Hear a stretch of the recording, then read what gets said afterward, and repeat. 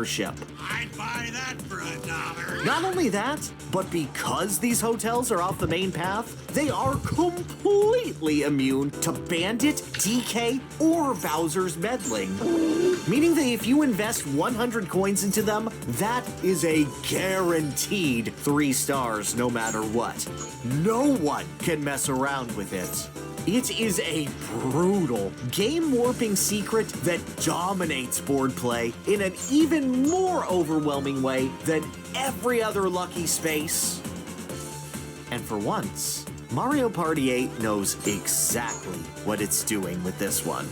There are actually 2 lucky spaces littered around town, meaning that it's very unlikely for a single player to lock down both of these hotels at once.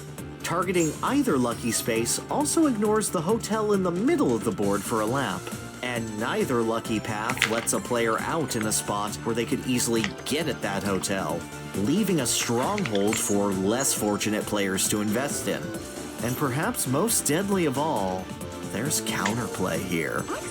The Spring-O candy is available on this board, which breaks the legs of whoever eats it and turns them into a horrible flesh spring, letting the new abomination immediately bounce over to another player's location. This includes lucky roots. Take that, losers. Now, whoever landed on a lucky space can't move immediately after they enter a lucky route. They landed on the space after all, their turn is over. But a Spring-O mutant gets to roll after their jump, meaning that not only are they actively stealing the change littered on the street from their opponent, they're able to swoop in and invest in that cheap 3-star hotel first. Making that generous bellhop who'd sell his luxury resort for $1 suddenly realize, oh, I'm rich now. And you're not. You do have to time a dart wheel in order to spring on over, but that's consistent. That's learnable.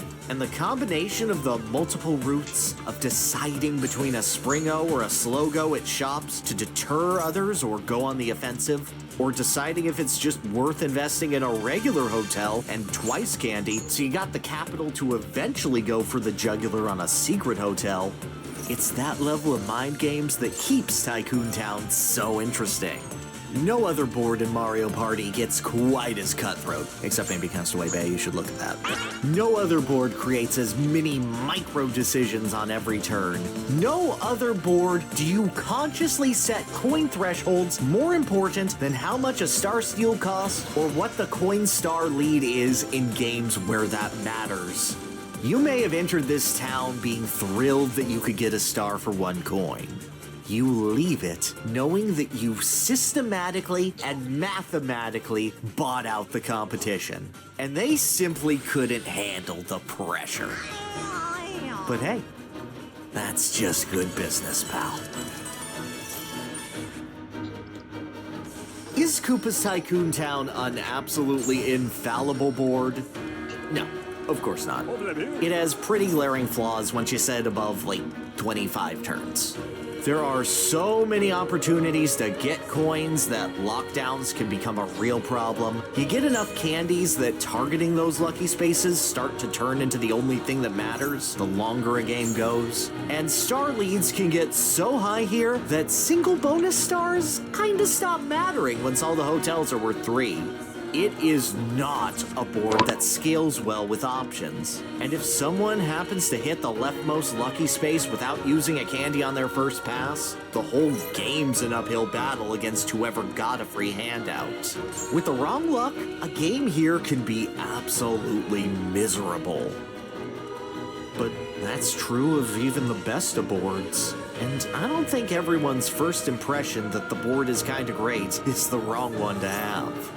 Tycoon Town only sticks the landing in the common 20 to 30 turn format that most folks play Mario Party with. But it does damn near everything it can to make that sprint as engaging as possible.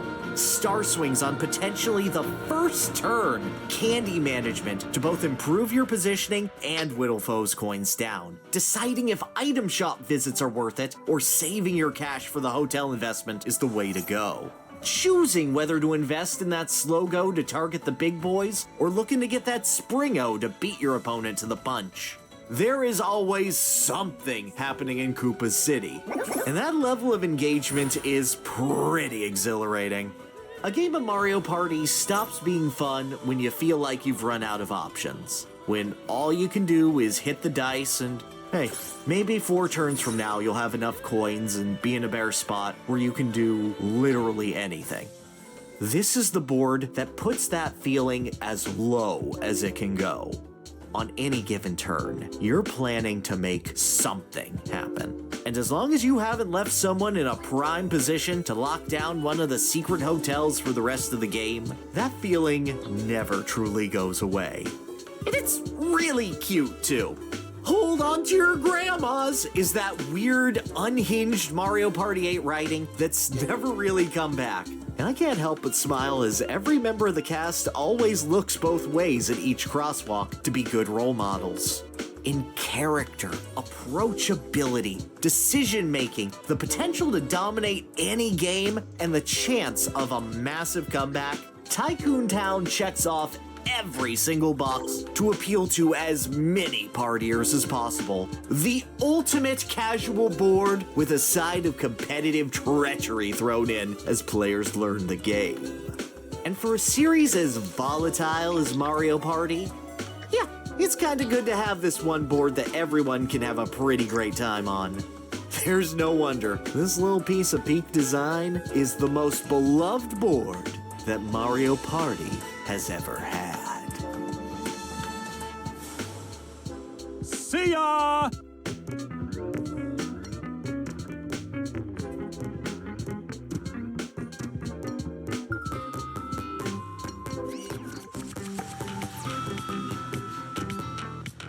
CGB, buddy! I am so excited for this episode. This might be the best episode yet. You want to know why?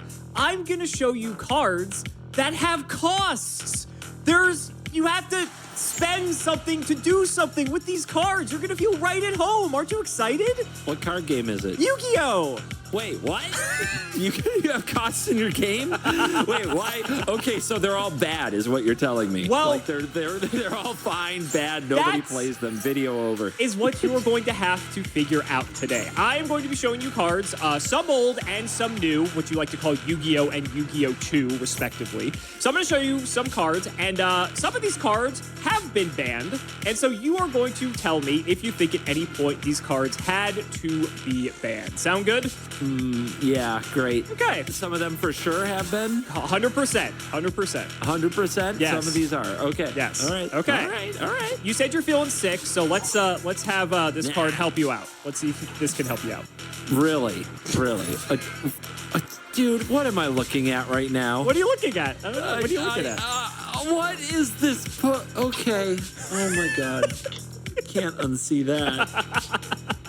Injection Fairy Lily. Oh my gosh, how much is the foil? 400 attack, 1500 defense. If this card attacks or is attacked during damage calculation, that's a phase. You can pay 2,000 life points once per battle. This card gains 3,000 attack during that calculation only? So I will give you some context. This is from the 5th Yu-Gi-Oh set printed. So this card's from 2003. So this is a very old card. So you have to look at the Yu-Gi-Oh 1 lens. Put the Yu-Gi-Oh 1 glasses on. I don't see a cost. I see an option. The cost is in the effect. What are you talking about? 2,000 life points? Life is a resource. That's a cost. Okay. So the idea is you get this thing into direct combat with something, and you have the choice of pay these life points to gain 3,000 attack, which basically makes it kill whatever it gets into combat with. Correct. I will even say by modern standards, 3,000 attack is still like a pretty, that's like the top end of most monsters. Yes, I know there are things in modern Yu-Gi-Oh that can get higher, but like if you're looking at the entire card pool and the things that get played most commonly, the big bad boss monsters typically cap out at 3,000 more often than not. What the hell is this lore? the flying nurse fairy is going to inject you with Hulk serum? This is actually from the anime. If you watch the anime, you'll see her. God, okay, fine. God, the deep lore. I'm sure it'll make sense. You can do this when you're hitting the opponent too. You can go face if you want to. Correct. Yeah, you can go face. That's a lot. Is there a card like this in Magic? Is there a card that's just like pay, what would it be? Pay 5 life, gain 8 attack or something? Not quite. Okay. There are some analogies that at a lower scale. So like there's a 2-mana 2/2 that you could pay 2 life to give it +2/+2 until end of turn, activate once a turn. Okay, that's similar-ish. It's similar. Yeah. It's not as big of a hitting for 4 is like a 5-turn clock on its own. But that card, like in old standard, was good. Like in its time, it is also a very old card, probably as old as this card. And it was good in its time in its own way. Putrid Leech? I think it's called something like Putrid Leech. It was a fine card. Is this busted? I'm trying to think about how the combat mechanics are different in Yu-Gi-Oh! And there's the defense position, so this is face down, so the opponent like attacks into it, you flip it up, you pay the life points, and maybe you kill their big dragon with this, and you feel okay. So clarify there, if this were set and you attack into it while it's set, it's still in defense position. So it doesn't flip over. It doesn't go into attack position because remember, she only pumps her attack stat, not her defense stat. Gotcha. Oh yeah. Okay. Still, it's an okay defense, but yeah. I mean, I don't know. Like, I'm looking at this, and I see good, but broken. I mean, there's definitely a cost, right? The life points are a cost. The tempo is a cost. And it probably, if it kills something bigger than it in combat and you paid those 2,000 life, but it doesn't get a lot of damage through to the face, on their turn they can remove it, or you can, I mean, if you're attacking into them again, do you pay more life? Like, everything has haste, so like the very next turn they might just play a few things and murder you. So I think this, I mean, I'm interested to see what you say. My impression of this card is that it is good but fine. Final answer? Yeah, final answer. No bansies, no restricteds. It's fine. You would be correct, but to an extent. This might shock you. Fairy Lily was limited in the TCG, and actually, for I think one format, I think it was banned in the Asian territories, which is crazy. Fairy Lily is an exceptionally good card. And like you said, at the cost of 2K, you could pump her up to 3,400, either be able to take out their biggest monster, which for the most part in older Yu-Gi-Oh! You would have to either cheat into play, or you would have to tribute summon out these large things, and Fairy Lily gave you a way to deal with it just straight up. And then on top of it, as long as you had the life points to pay if they try to counterattack into the Fairy Lily, you can just pump her up and just make sure that that thing dies too. So she kind of protects herself as long as you have the life points to do so. It's interesting because, like, initially people kind of looked at this and, like, older Yu-Gi-Oh! Card game mindset, right? It's like, oh, paying 2,000 life points, like that seems like a lot, right? This is what we really understood, you know, fundamental card game theory, right? Where life points don't matter and all that stuff. Not to say that it didn't get played or anything like that. It was more of like the playground kids kind of maybe shied away from it because it was, you know, paying 2,000 life points is a bit risky. But like the good players were like, oh, this card's nuts. Not to mention it is searchable through a million different ways. Being level 3 randomly was relevant as well. Being Earth also was randomly relevant as well for this card. Just a phenomenal card. Actually, one of the hardest cards to pull out of the set that it was printed in. We call that a secret rare from the older sets. And to this day, this card will still fetch a pretty penny if you want like one of the original copies. And you can imagine it is definitely, it is an anime waifu card for sure. For sure. So you are correct. You are correct. Am I correct? Wait. Because you said it wasn't banned. Correct. You said it wasn't banned. You said it wasn't banned. I did. That's what you're going based off. All right, I'm just making sure, because sometimes it's like, well, this was this in this territory and not that in that territory. So we always go by the TCG for our game. So, but I did think it was interesting this card got banned for one format in the Asian territory. That's fascinating to me. And for people who didn't know that. Okay, next up. Dimension Fusion spell card. This art is cool. It is a cool art. Look, yeah, it's bopping around. I like that. All right, pay 2,000 life points, and both players special summon as many of their removed from play monsters as possible. Removed from play monsters? That is banished before they formalize the term. Oh, God. So, All right. In your case, exile. All right. So this, you can have up to 3 of these. Yeah, this is like your payoff of some kind of a deck that somehow combo banishes all your monsters. Either goes through and somehow banishes your graveyard, banishes your hand, banishes your deck. There's probably something that does that. The both players is the creepy part because it does, like, it's one of those things where I guess you have to take it out in the mirror, but then does your deck work at all? Or is it just something that you can do so fast that you can get so early that this isn't a problem? When did this card grace us with its dimensional presence? It's another early card. I believe it was the first set in 2004, if my memory serves. So we're a year later from Injection Fairy Lily. Eternal format, over time, is there a deck that is like perfect at like milling and banishing and stuff? But that's the weird thing, is a lot of the cards you've shown me that do like the most busted things and the whole graveyard is second hand thing, it's like, do we even want the extra step? Just reanimate your graveyard. What's wrong with you? Why would we reanimate the banished pile and give our opponent something? But it feels like over time there's got to be something. There's got to be something that let us, I don't know, go through our deck and like banish 5 things. And I'm trying to think of all the stupid cards you've shown me and how many of them just banish the hell out of your cards. I don't know for sure. I mean, this is obviously a potentially busted end payoff thing of now here's all this stuff. It all has haste. It can all attack. It can all smash you. And if your opponent didn't banish nearly as much stuff because either they're not playing this deck or because you set yourself up for all this, then this card can be a mega payoff. Is that what this game needs? I figure it's powerful enough that at some point it probably had a deck. It feels like in Eternal format at some point it had a deck. And if you can like basically create a whole board out of one card after doing the Yu-Gi-Oh! 2 of special summon, special summon, special summon, special summon, special summon, special summon, banish all this stuff, play this, bring it all out, swing, you win. Like this does, you know how sometimes we talk about like, did this card need to be restricted? Did this card need to be banned? Was this just a layer in the archetype? Like you ban this, you kind of solve that archetype problem. So I can see a case in a world where this is restricted or banned. I don't know if it ever got there, but I want to assume in an Eternal format that can happen. If you tell me that this is just bad, it's probably because the graveyard reanimation combo stuff is so much better and the banishing combo stuff just hasn't shaped.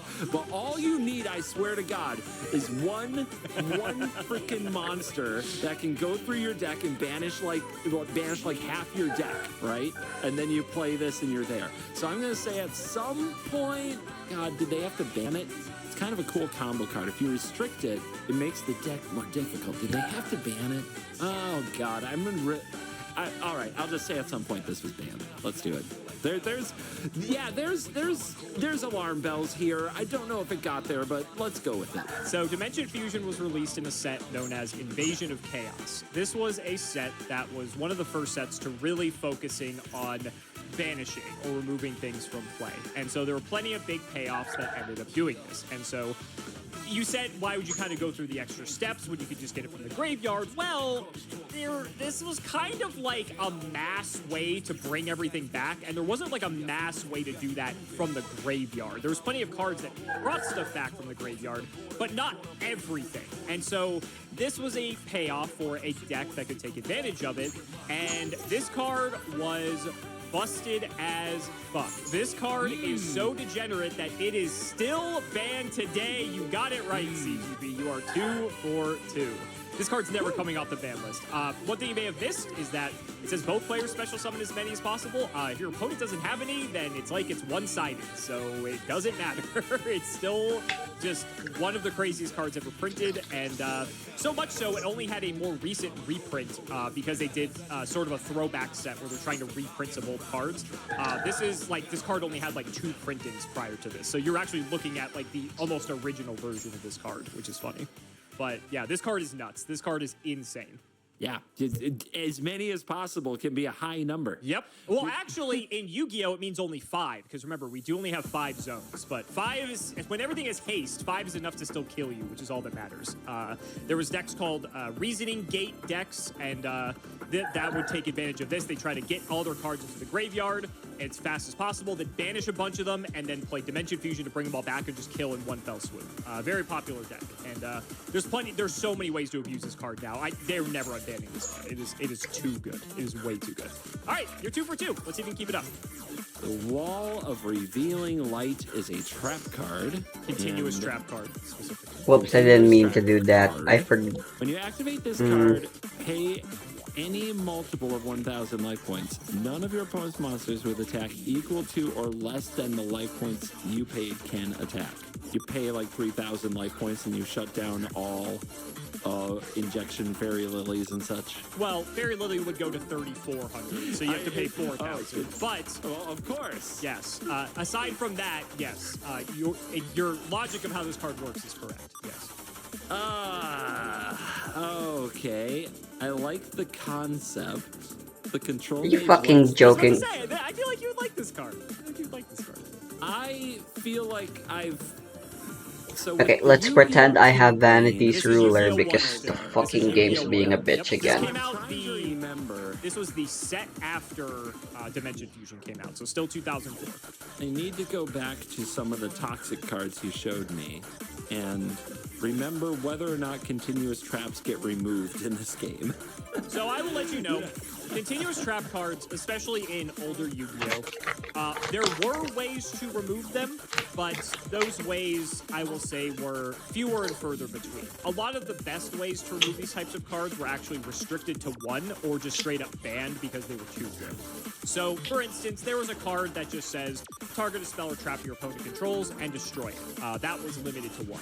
There's another one that just says, destroy all spell and trap cards on the field. That was limited to 1. There was like a monster that had the ability to pop a spell or trap card. I'm giving you like the best of the best. There's like other ones that are a lot worse that sometimes people would play. So there were ways, but I will say it's not like you're always going to have access to a way to remove it at all times. In Yu-Gi-Oh! 2, yes, 100%. But this game, no. Yeah, if you could just pop this and then attack, then GG, you know? It is like, obviously, it wouldn't just be fine. It would be kind of a gambit, right? Correct. But when you actually can keep it around... You also have ways to protect it, to be fair. There are cards during this time that would allow you to counter those cards that could destroy this. So it's not like there weren't ways to protect your cards as well. So this was one of those control magey cards. Correct. That you could run. I guess the other question would be how common is like burn, like direct damage, so the opponent can just reach out and shoot you for paying too much life. Burn exists, but burn was not the ideal strategy by any stretch of the imagination. At this point, the best decks were just good stuff decks, where you kind of just mash together some of the best, like Injection Fairy Lily, Pot of Greed. You kind of just mash all these good cards together. Maybe they had a little bit of synergy. I'm waiting to get during one of it. You're just kind of playing good. Ryzeal's just Ice Ryzeal's just the one in this deck. I don't feel like I see. I really don't remember from many of the things we've done, like a lot of the monsters with weird power spikes. It seems like, you know, they get into the 3,000 range. Like I said, 3,000's typically, especially old Yu-Gi-Oh, 3,000's the top end, 100%. Yeah, so it's really easy to kind of predict what we're doing here and just slam this down on that number. And if you can do that early on and they just can't attack, I can see how taking a phase of the game away from somebody could be wonderful. I mean, toxic. Yeah, I imagine having this like on your first turn could just make people miserable, especially since it's one-sided. You can attack. You don't have to play like a creatureless control deck. Correct. You can just shut down their side. I don't know how great it is in multiples other than just if it's that good to have it on turn 1, you want it in multiples so you get there. Or if one gets destroyed. Granted, you get to pay the cost again. Yeah, pay another 4,000. See what happens.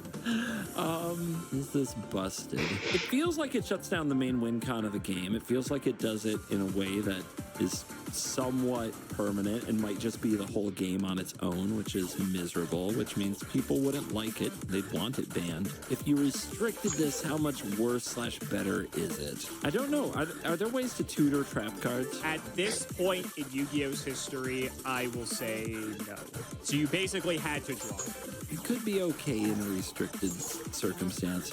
You also have to have it like really early. You take 1 or 2 bumps, and this probably just doesn't do what you want it to do. It also restricts how much life you can pay elsewhere. Unlike a lot of these life pay cards, it's kind of like you have to have the life for this. When you draw it, it just doesn't work. You're torn on this one. Torn. I can see so many ways that it could be fine, but like all of the signposts you're giving me are, this is not fine. Okay. And I think that's when I think of Magic as an eternal format, and I compare this to Magic cards that say your opponents can't attack, like Moat and Propaganda and things like that. The universalness of the format is like, just blow it up, just remove it, or just burn your way around it, or just use an alt-wing con. But all the things you're saying imply that those things just weren't that big in the game when this was made. The signals say that at some point this card should be banned. Okay. I would say print more ways to remove it and stuff, but I get it. It's an eternal format, and if this is always like the best, most shut you down thing that happens in a lot of games, it's bad for the game. I still think restricted might be fine, but then it's just as painfully annoying that they had this on turn 1. But then maybe it's harder to build your deck around it, in which case, like, I could see it being fine. But I don't know. The signposts are saying ban, so I'm gonna go with it. The signposts are saying ban, so you're gonna go with it. Final answer. Yep. Did I ever show you this card? Swords of Revealing Light. Flip all monsters your opponent controls face up. This card remains on the field for 3 of your opponent's turns. While this card is face up on the field, monsters your opponent can attack. I don't think so. Okay, maybe not. That's okay. I've done a lot of these, so sometimes I forget what I've showed you when I haven't. But this is Swords of Revealing Light. Very classic anime card. Actually was used in the very first episode. And as you can see, Wall of Revealing Light is based off Swords of Revealing Light. The whole purpose of Swords is so that your opponent can't attack for 3 turns.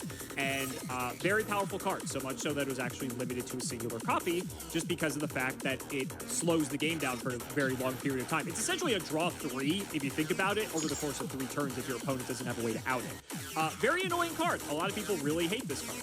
And so much so, Wall of Revealing Light was released later. We always see when card games retrain certain things. So similar effect. It was in a trap card this time, which means it can be used reactively. The difference is, though, the wall doesn't go anywhere. The wall is permanent unless the opponent has a way to answer it. And this was actually annoying enough to get the card also restricted. It was never banned, just solely restricted. Funny enough, Wall was also a combo piece for a combo deck because it was a way to get your life points down very low very quickly to do degenerate stuff. And yeah, so another card that just made its way onto the limited list as a result. And just a card that was very annoying. Just very, very annoying. So not ban-worthy, but still a very annoying card nonetheless. So you were very close. Very close. Yeah, really close. I'll take close. It's fine. It's fine. It's fine. How did you not show me this during the Toxic video?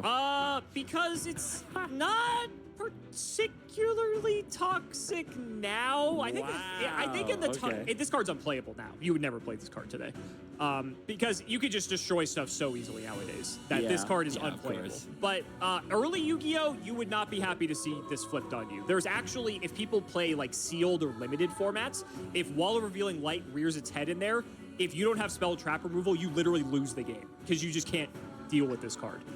So that's fun. So it's annoying under the right circumstances, but by Yu-Gi-Oh 2, this card's awful. It's terrible. Okay, I've shown you a lot of life point cards. Let's show you some different costs. Oh boy, this is gonna be a good one. Snipe Hunter? Level 4. Oh, look at this little dork. Look at this playing. This is Rarin. Just wait. This is Rarin. This is? That makes sense. Right here? The little guy. It's Rarin. Fiend. I am with it so far. You can discard 1 card to target 1 card on the field. Roll a 6-sided die. Destroy the target unless you roll a 1 or a 6. Okay. It's Rarin. RNG boy. They love their RNG. RNG boy is here. Okay. Sweet. Sure. Oh my goodness. Attack is 1500, defense is 600. You discard one card to target one card on the field to roll a 6-sided die and destroy the target unless you roll a 1 or a 6. The cost is that sometimes it doesn't work. You have to discard a card. That's a cost. Graveyard's a second hand, though. You're putting it together. I can't, spell it all out for you. If you're trying, it's level 4, right? So that's like the level you can normal summon. Correct. If you're going to play a normal summon Dark Fiend, you want it, I'm assuming you want it to be close to a level 4. You want to enable some kind of reanimation, get the thing out of the graveyard, of which there are plenty. So I'm sure that's been a strategy like through all of Yu-Gi-Oh! History. So if you want to enable that, discarding to this isn't a bad thing, and you might just destroy something. There's a good chance you destroy something. It's a 66%. It's fine. It's a fine chance that you destroy something. Like, you do it because the discard is something you wanted anyway, and some amount of the time you're going to destroy what you need to destroy. The only question whether or not this card is good, if there are other ways to do the same thing at higher value. Like if there were a card that just said discard one card and draw a card, right? That would be much better. Remember, this is Yu-Gi-Oh! When you say draw a card. I know, that would be insane, right? So there's got to be, but basically, you know what I mean. There's got to be a payoff that's better. I don't think this card gets banned, though, either way. So if we're playing the game of banned or restricted, this is a cool enabler, and I think it's fun. So I think people run this. Also, interaction, like, obviously, this is early Yu-Gi-Oh!, but it feels like this kind of interaction is way better than the trap card that just shuts down attack, that you guys can go back and forth sniping each other. The only problem I see is if everybody was playing snipe all the time, would it get annoying? And then I think about that, and I'm like, no, I bet they'd let that run. I bet that would be okay. I bet they do that. It doesn't seem that bad to have interaction. And the graveyard outlet, there's probably another way to do the graveyard outlet, but this one seems good. I'm going to say this card is fine. It's a good fine. Like, I bet this got play. I don't think it got banned. Final answer. Yeah. Snipe Hunter, we like to refer to as the worst, best Yu-Gi-Oh! Card they've ever printed. There are times where this is this was delivered from the heavens for how insane this card can be. One thing you may have missed is that this does not have a once per turn clause on it. So if you want to pitch 4 cards to nuke 4 of your opponents, you can. Conversely, if you miss 4 times, that can also happen. And there are plenty of clips on YouTube of people throwing their whole hand to Snipe Hunter to pop 1 card that determined a game, and they missed 4 times in a row, and they lost. So this card is very polarizing, depending on who you ask, and a very phenomenal card. A lot of people would actually say this card's really well designed because all the attributes of it, the fact it's dark, level 4, the stat line, 1500, all of this is relevant, actually. It makes it very tutorable. It makes it a good normal summon. 1500 is like a pretty okay attacker. Like if you just need to get some pressure on your opponent, like you're happy to have a 1500 guy. This card could have 0 attack and it probably would have still seen play. But everything you said, the fact that it's a discard outlet to set up, the fact it's not once per turn, so it's like arguably like a multi-discard outlet, so you can do some even crazier stuff. This card did see play. This card saw a lot of play. So much so was only restricted, not banned. You got it. You got it. But yeah, it got restricted, if you can believe that. This card was actually good enough that it was annoying enough that it got limited to a singular copy. Which you would never think about a card that has this like 66% chance to go off. Honestly, like most of the time you're setting up a combo that if you pop the thing, it's almost a bonus. You want to have it pop something, of course, but for the most part, decks were designed. This card's like from 2006, I want to say. Most of the time, decks during this point just needed some enablers to get stuff into the graveyard. And Snipe Hunter was the best card at doing that. That happened to also pop something in the process. So you're like, hey, we'll take it. So actually, by Yu-Gi-Oh! Standards, this might shock a lot of people watching this. This card was phenomenal. This card was actually really, really good. I should have figured that out, that it was restricted, because there's only 1 rare and... I'm sure he'll be happy to hear that. All right, next card. I think we're actually moving a little bit into Yu-Gi-Oh! 2 here, I want to say. I don't think we're done with all the Yu-Gi-Oh! 1 stuff, but we're definitely moving into some Yu-Gi-Oh! 2 stuff now. All right, let's see what you think about this one. Left arm offering? No! Oh no, God, no. Okay, spell art. Oh, I'm not good with decapitating limbs and heads and things. Oh, no. You found my weakness. All right, Jabus, look at that art. I'm cringing already. I can't. Anyway, if you have 2 or more other cards in your hand, banish your entire hand, add 1 spell from your deck to your hand. You cannot set spells or traps during the turn you activate this card. You have to banish 2 or more cards from your hand. Ouch. Add 1 spell from deck to hand. You cannot set spells or traps during the turn you activate this card. They built in some kind of restriction on spells and traps because they're basically saying what you fetch is either something you're going to cast on a future turn or it's a monster. Well, right? it only There's adds only spells. 3 types. Oh, it only gets spells. Oh, it has to be something you'd play on their turn. Maybe a board wipe or something that blows up everything, which you've shown me some of before. You have to have 2 or more other cards in your hand to play it or to get anything from it. Best case scenario, you're banishing 2 cards and using this as a That's a third. cost. It's a 3 for 1. It is a 3 for 1. You wanted cards with cost. I'm bringing you the cards with cost. In Magic, a 3 for 1-ing card like that as a counter spell didn't see play, but a 3 for 1-ing card like that gained control of an opponent's spell did see play. Interesting. 3 for 1 to gain control of something? Wow. Okay. Well, on the stack, so it didn't even enter. So you got its enter ability and everything if you stole it. Yeah, which was a pretty big deal with the card. And I wouldn't say it got huge play, yeah, but It saw especially some. in yeah, I play it in Brawl all the time. This has to be the worst top deck when you only have 1 card in your hand or less. Yeah. This has to be the worst, dude. And you know card draw is not very plentiful in our game. It doesn't seem like it can win you the game that turn. Seems like that's not possible. Want me to help you out a little bit? I don't know if I even need it. Okay. All right, that's fine. Sure, help. Look, you showed me the banish card that got banned. I bet this was sweet if they were together, ever. I will let you know. Someone can correct me in the comments if I'm wrong here. I do not think there was a single card printed prior to this that searched/tutored you any spell in the game with this minimal of effort. Minimal. The hoops you had to jump through to mimic an effect like this were completely ridiculous, I will say. And I might be forgetting something, but I'm fairly certain this was a very unique effect for the time this card was printed. In terms of, again, the effort, this was probably if you were trying to tutor any spell, this was like your best option to do so. This screams to me pre-sale bait. Pre-sale bait, okay. They wanted to sell whatever set this was.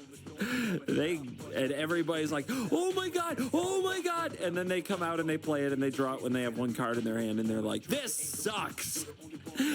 Thank you for your money, come again. Because it's either like, oh, this card was insane, you can have 3 of it, so you can do it on turn 1 and set up like a 2-card combo and win the game or something, and then hope your opponent has no 1-for-1 interaction with that thing because that would wreck you. Am I crazy? Am I going to say this is fine? I feel like this would be fun. Maybe it's fine. Weird, What if it is fine? Magic had tutors and unrestricted tutors. This has a lot of restrictions. Magic had unrestricted tutors early and often. And they even have some really good tutors in Standard now that see no play. None. This is an Eternal format, so maybe the Banish deck, any spell can put together a number of different combos, but that's a high price, dude. No, look, there's some alarm bells on like endless combo things, but I think the things that you would get that would just win the game on their own would just like also get restricted or banned. While this is just kind of a card that puts you like, I bet the being down resources is a cost. I bet this card is, I bet it has its place, but I bet it's also a nightmare. I bet people put it in their deck, tried it, and were like, ugh, no thank you, before too long. As soon as somebody actually adapted to play cards that in some way countered the strategy of what they went and got because they had the brilliant idea of what they're doing with this, and the first time they ran into the right trap card, It was over. It was over. So I'm going to say, I'm crazy, but I'm going to say it's fine. Final answer. Yeah. Left Arm Offering is nuts for the decks that want it. Let me explain. There are several spell cards that have been released over time throughout Yu-Gi-Oh's history. Also one around this exact time that Left Arm Offering was printed. I do not think that was a coincidence. That basically said, if that card resolves, you win the game. For those who are wondering, I'm talking about that Grasslook Screener specifically. And effectively, Left Arm Offering reads as copies 4, 5, and 6 of any spell card you want in your deck. It does have a high cost of banishing 2 other cards in your hand at minimum, and using the Left Arm Offering to get it. But if that card resolves, you are going to win the game anyway, so it doesn't matter if you go 3 for 1 to find this exact card. So much so that there are several combo decks that will use Left Arm Offering because they want to get to that combo piece to allow them to win the game. But this card is fine because it's only good in those decks. Yep, you are correct. You are correct. Okay, most decks will not. Most decks will not. Dude, most decks will not touch Left Arm Offering. You were glazing it up so I was. hard. I was. You were I was. glazing up those abs back there. Oh my goodness. Oh my goodness. But you are correct, though. No other deck would want to touch Left Arm Offering unless they are a very specific combo deck that has a spell card win condition that they're trying to resolve. But I will say, when you are playing against an